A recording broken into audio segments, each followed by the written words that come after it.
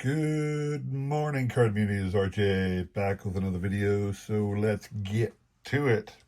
Today's random Mike Schmidt item of the day from 1989 Score, one of their Magic Motion cards. So, Score, one of the inserts they had, because back in the 80s you had to have something to go with your cards. You couldn't just give people cards, which is what they wanted. You had to throw something in. Score put in these Magic Motion trivia cards, or fact cards sometimes, and the 1976 one was a nod to Mike's 4 home runs in one game. Give you a little pause there so you can see it. So that is my random Mike Schmidt item of the day, number 45 out of 56 of those trivia cards. In keeping with the theme of 4 home runs in a game, I'm a big fan of the Fleer sets, the early mid to 80s to late 80s into the 90s Fleer sets. That Fleer was fantastic about putting in these awesome cards in the back of the set that where they paired up a couple of players, 2 or 3, and said something interesting about them. And those little fact cards were always really cool. Sometimes they just highlighted an event or a feat by a player or milestone by a player, whatever. In this particular case, similar to Mike Schmidt's 4 home runs in a game, in 1987, one of the high-numbered cards of the set, Superstar Specials, Bob Horner, hitting 4 home runs in a game. I swear to God, Mr. Horner is drunk off his skunk on this picture. Look at those. I mean, look at those eyes. He's absolutely hammered. He's holding those things, but talks about the day he did 4 home runs in a game. Talked about the other individuals who had done it, including Mr. Schmidt. So, but I just love these cards that Fleer sticks in the back of their sets. There's always great combinations of players, always great milestones celebrated. So that is my random baseball item of the day. Today's trivia question. There's a famous card out there. You're going to have to tell me which one it is. Famous card that features twin brothers on the same card. It's a card issued by Topps many years ago. I need you to tell me in what set you would find this particular card and the name of the brothers. That is your question. What you're playing for, another 2 cards from the Panini 2014 Golden Age, but these are hard to come by Hall of Famers. If you're a Hall of Fame collector, these are 2 cards of individuals who it is difficult to find cards of. The first is Kennesaw Mountain Landis, the first commissioner of all ever in baseball, Judge Kennesaw Mountain Landis. The second is Harry Wright. Harry Wright was the manager of the original professional baseball team in 1869, the Cincinnati Red Stockings. Later managed several teams in the major leagues, including my Phillies for a time. But both of these guys were Hall of Famers, and again, very difficult to find cards of those 2 individuals. So there they are. If you're a Hall of Fame collector, you're going to want to snap those up. All you got to do is shoot me an email with your answer to that trivia question. I will include my email in the description below, along with a repeat of that question. You will have today and tomorrow to answer. We will pick a winner on Sunday, all right? Good luck to everybody on that one. Today, what I want to show off is, let me tell you a little bit about what I love to collect. I am a big fan of the Upper Deck style sets. Other companies have done it too, but Upper Deck is my main love affair of these kind of sets, where they highlight a small number of cards dedicated to Hall of Famers or stars. And that small number of cards in a set is, buoyed up by plenty of relics and autos and serial number parallels and all that other stuff. That's what everybody wants, but I just want the base card set. I just want that base set of cards that everybody else finds so absolutely worthless. That's why I buy me some Panini Golden Age or a box of Panini Cooperstown.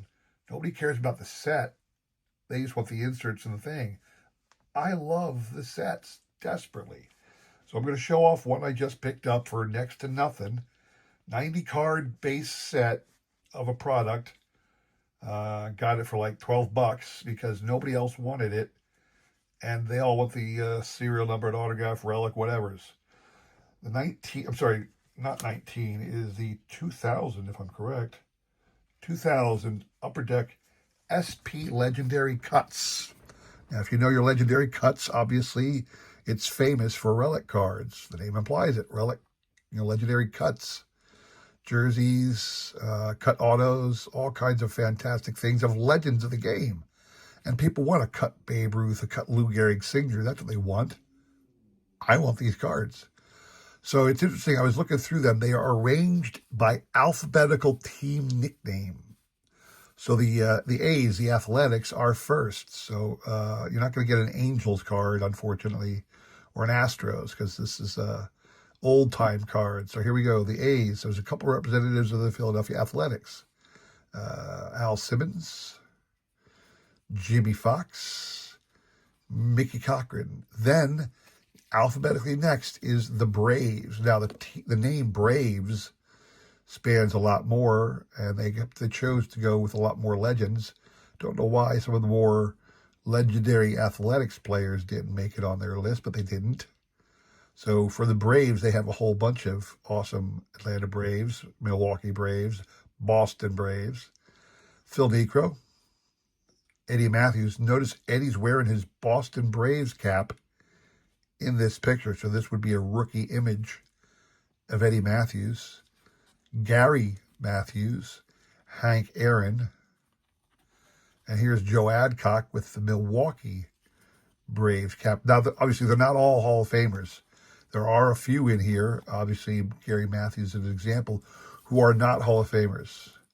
And then Warren Spahn rounds out your Braves. Then, believe it or not, they got one card dedicated to the St. Louis Browns. So B, Browns would be next. Braves to Browns. George Sisler. Represent, dude. St. Louis Browns. Couple Cardinals cards. Stan Musial. Dizzy Dean. Frankie Frisch.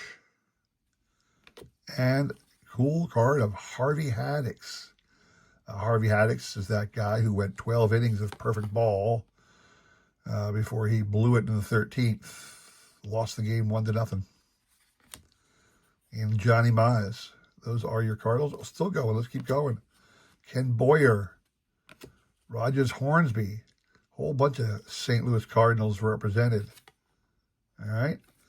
Then it goes on to Chicago Cubs. Cap Anson. This is quite the generation gap right here. Cap Anson to Andre Dawson on the Chicago Cubs. Look at the years. Almost a century apart. Exactly. More than a century apart, really. Cap Anson to Andre Dawson on the Cubs. Billy Williams.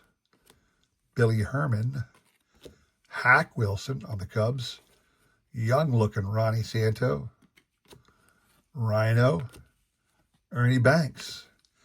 This is a cool one here. This is Burley Grimes on the Brooklyn Dodgers. Way, way, way long ago. I believe he was manager of the Brooklyn Dodgers at this time. No, I'm sorry, he was not manager. I'm thinking of somebody else. No, Burley Grimes was a pitcher. Stupid me. Still with the Dodgers, obviously, Don Drysdale.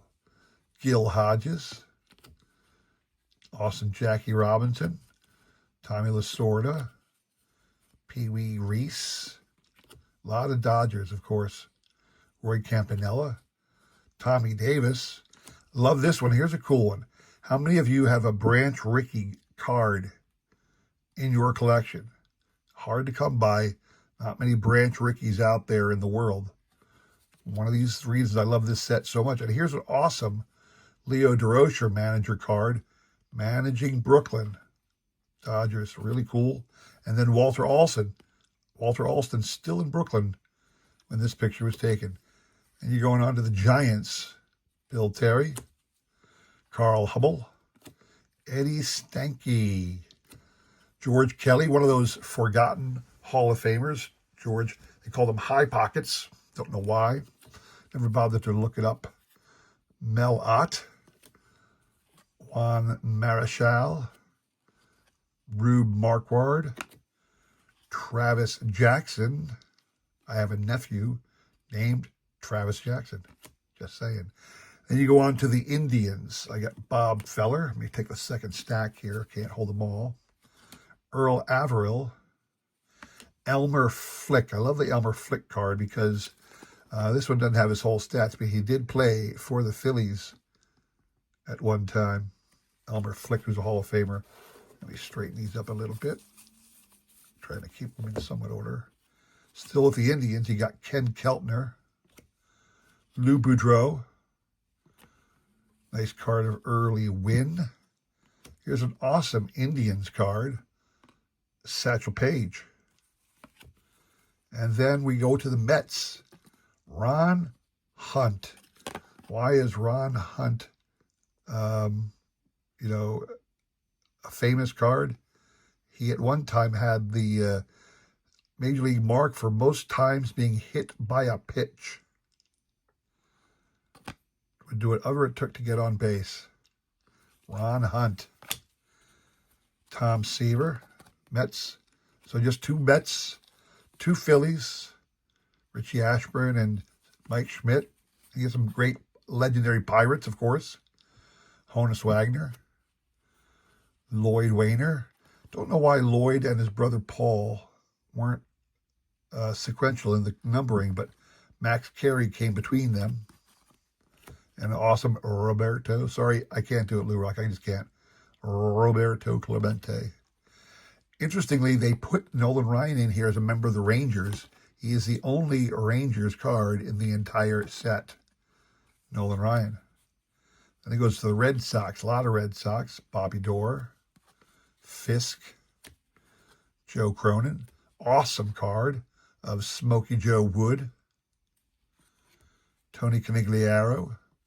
To the Cincinnati Reds, Ed Roush, Johnny Vandermeer, famously the no-hit king. The Washington Senators, a singular card of the Senators, and it is Walter Johnson. There's a couple other individuals who could have been included in this set who are worthy as Washington Senators. Then to the Tigers, Charlie Gehringer, Al Kaline. Interesting looking Ty Cobb sitting back there with a big grin on his face.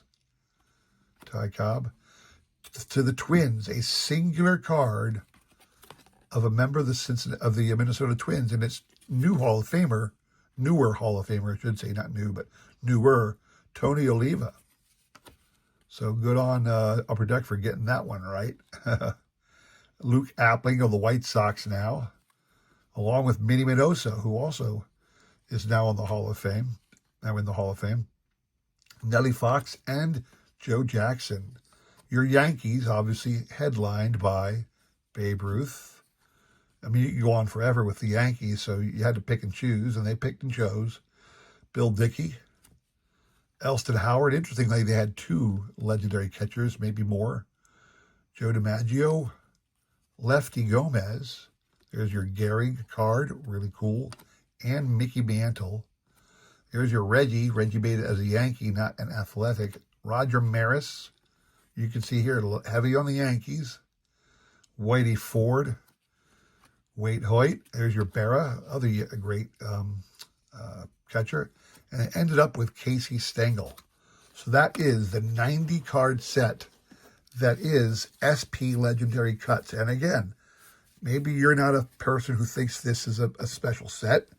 Maybe you're a person who wonders why would you waste your money on cards that have no value. I am a big fan of cards like that because they hold value to me for the historical nature of them. They're little pieces of history in what they tell about all these great players. You don't get that on some of these forgotten players, so I'm a big fan of these small Hall of Fame style sets that Upper Deck put out for many years. So that's what I did it. That's what I do. I collect what I love and I have fun with it. Again, another shout out to those two legends of the hobby. You know who I'm. If you know, you know. Anyway, that's what I have for you today. I hope you enjoyed that. If you did, please consider liking, subscribing, commenting, all that jazz. I really do appreciate your support and try my best to support everybody in this great card community, all right? Have a great rest of your week. Come back again on Friday for one more great trivia and prizes to give away. Take care, everybody. See you later.